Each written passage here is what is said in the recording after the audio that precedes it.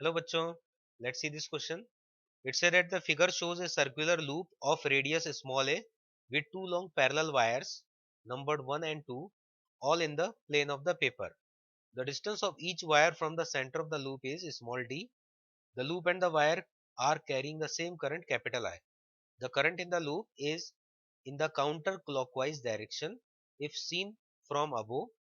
When small d is nearly A but the wires are not touching the loop, it is found that the net magnetic field on the axis of the loop is 0 at a height small h above the loop.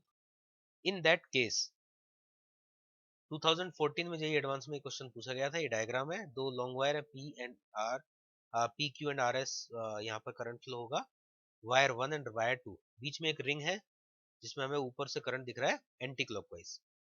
Question को solve करने के लिए हमारा की concept होगा कि अगर ring के से एच हाइट पर मैग्नेटिक फील्ड जीरो हो रहा है, जैसे मान लो कि सपोज ये रिंग है और रिंग पे सेंटर से एच हाइट पर यहाँ पर मैग्नेटिक फील्ड है जीरो, तो अगर हम जैसे देख रहे हैं यहाँ पर एंटी क्लॉकवाइज हमें दिखाई दे रहा है करंट. तो करंट अगर एंटी क्लॉकवाइज है तो यहाँ से अगर देखेंगे तो मैग्नेटिक फील्ड आउटवर्ड हो जाएगा. तो इसका मतलब इस पॉइंट पे जो मैग्नेटिक फील्ड रिंग के कारण है वो तो हो गया अपवर्ड. तो ओबियस बात है जो यहाँ पर वायर्स हैं उनके कारण मैग्नेटिक फील्ड हो जाएगा डाउनवर्ड. तो अगर हम इस डायरेक्शन से देखें, साइड व्यू देखें, तो यहाँ पर ये दो वायर सर्किल जो मैंने बनाया, ये दो वायर है, वायर 1 एंड वायर 2. तो इनमें करंट ऐसा होना चाहिए फ्लो की मैग्नेटिक फील्ड डाउनवर्ड हो, नीचे होगा तो वही along the line joining them direction downward होना चाहिए इस तरफ. तो फर्स्ट वायर में अगर देखें तो क्रॉस होना चाहिए मैग्नेटिक फील्ड, तो मैग्नेटिक फील्ड इधर हो जाएगा. अगर करंट क्रॉस है तो मैग्नेटिक फील्ड होगा ये B1. और सेकंड वायर में डॉट डायरेक्शन में होना चाहिए करंट, देन मैग्नेटिक फील्ड इधर हो जाएगा B2. तो ये B1 और B2 का अगर हम एंगल देखेंगे वर्टिकल से, then angle will be same theta.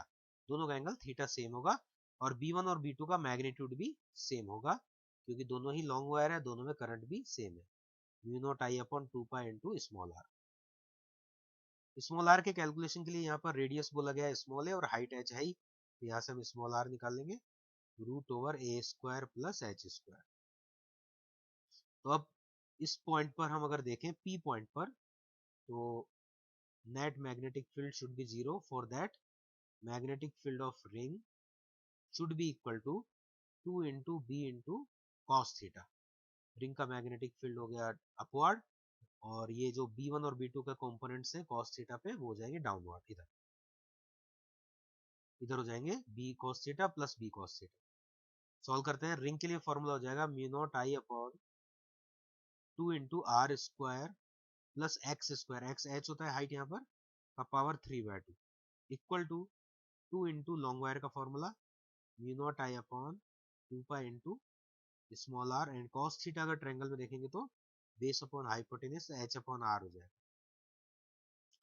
यहाँ से म्यू नॉट कैंसिल आउट हो गया, आई भी कैंसिल आउट हो गया, एक 2 से 2 भी यहाँ पर कैंसिल आउट हो जाएगा. रिमेनिंग जो टर्म है इसमें r into r r square हो जाएगा.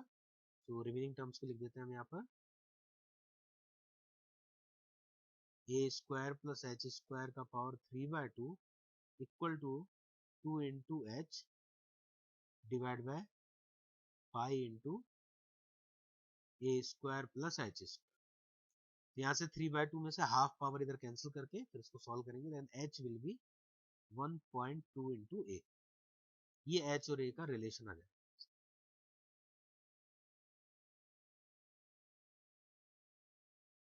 इधर a स्क्वायर भी था,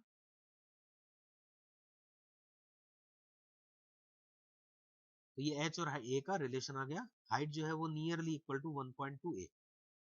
तो इसमें C या D में से एक ऑप्शन करेक्ट होगा. अब करंट भी चेक कर लेते हैं. इधर करंट क्रॉस है और इधर डॉट है, तो क्रॉस का मतलब हुआ यहाँ से हमें दिखाई दे रहा है करंट इनवर्ट जाता हुआ, मतलब P से Q, और डॉट का मतलब हुआ SR.